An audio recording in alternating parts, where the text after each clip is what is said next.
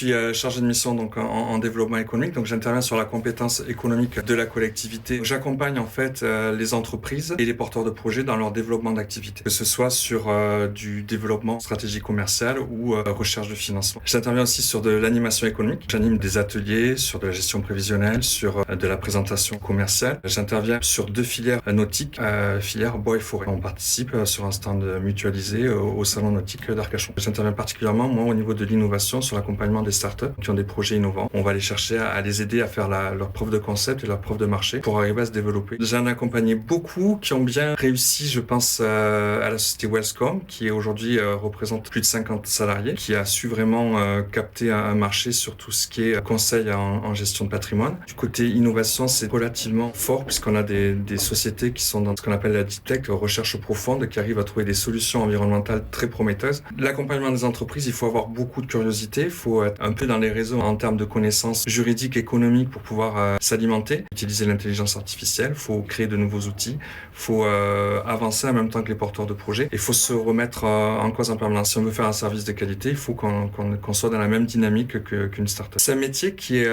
très prenant. Quand on accompagne une entreprise, on rentre vraiment dans les détails. On se doit, pendant un rendez-vous, d'être performant, d'être à l'écoute et d'apporter des réponses. Il y a beaucoup d'humains. Les gens sont surpris, que ce soit les chefs d'entreprise ou le porteur de projet, de pouvoir bénéficier d'un accompagnement de qualité, pris en charge par la collectivité, parce que c'est vraiment une chance. Mais c'est rare d'avoir des structures qui ont un ancrage local aussi fort. Aujourd'hui, la e-santé, avec l'équipement qu'on a sur le territoire, ça serait dommage de ne pas capter d'entreprises qui veulent travailler dans ce domaine-là. Le nautisme est en train de se transformer, plus responsable, plus écologique. Pour attirer des entreprises, il y a un peu un triptyque. Il faut des emplois et de la formation. Donc ça, on l'a par l'intermédiaire notamment de basse information. Il faut une dynamique de réseau et il faut un environnement de travail qui corresponde. Et dans le nautisme, on coche toutes les cases.